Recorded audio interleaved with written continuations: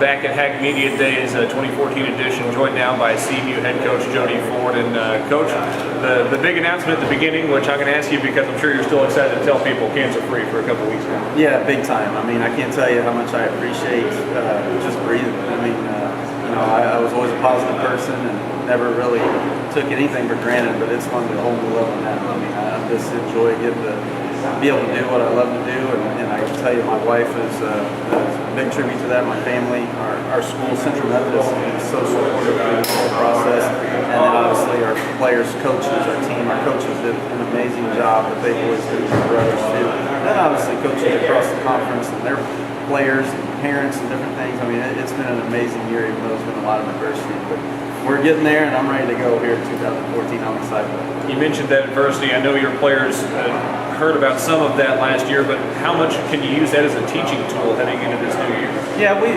always talk about adversity. That's like a staple of our program, is that, I'm going to put our kids through adversity every day. I mean, I try to mentally break our kids every day, and I put them through a lot because I don't want them just to be good on a football field or on the scoreboard or record-wise or anything like that. I want them to be good husbands and good dads. The first line of our mission statement is that you're going to be a good husband and a good dad someday.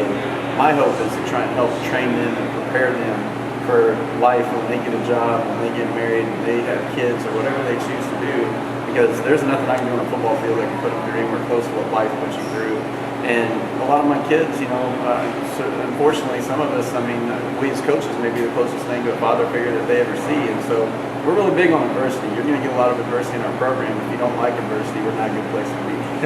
You mentioned trying to break guys mentally. Last year you had some broken physically. Yeah. Hopefully that's not going to be so much the case this year, but my goodness, it'll be good to have some depth in the defense this year. Yeah, big time. I mean, that's a tribute to our coaches too, and our recruiting and the things that we try to build. I mean, you got to remember too, we're just in our third year with me as the head coach. We're just in our second year of our offense, so we're still kind of in our crawling stages a little bit, kind of like your new little baby.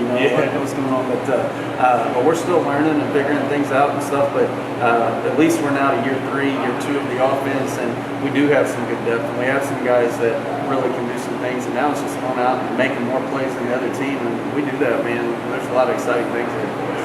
Let's talk a little more about that offense heading into year 2.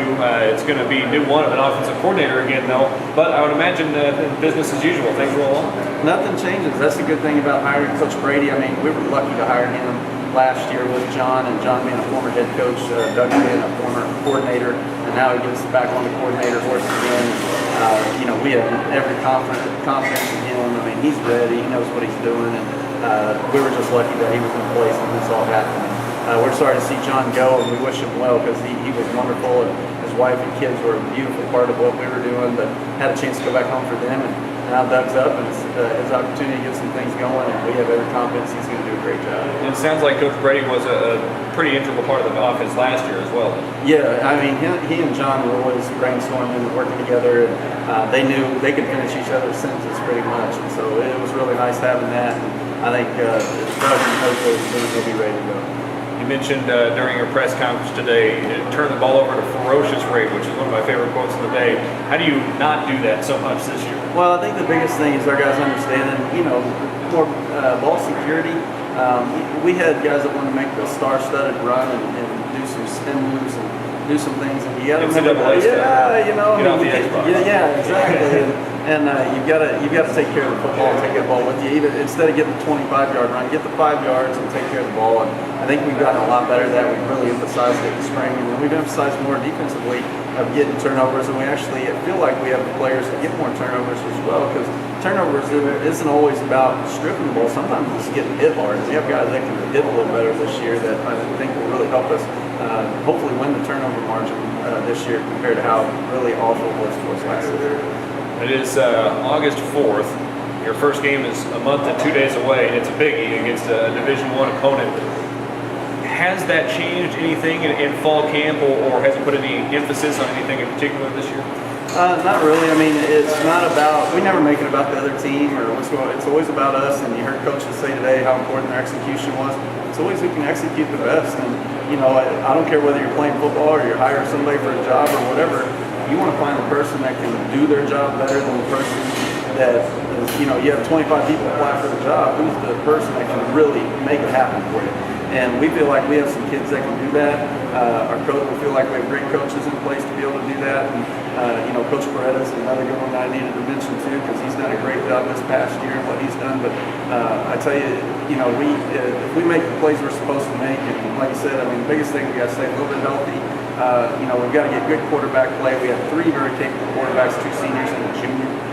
And we got to take care of football. We do those things, and there can be some good things for us. Coach, one final thing. We heard a lot of coaches today talk about how this is one of the best football conferences in the NAIA. Obviously, it's going to be tough, but how do you see the conference stacking up this year? Boy, it's always, to me, kind of a 2-team race starting out. I mean, it's Missouri Valley and Baker this year, are kind of the 2 big teams everybody's trying to catch up into the playoffs, and they still have good players coming back.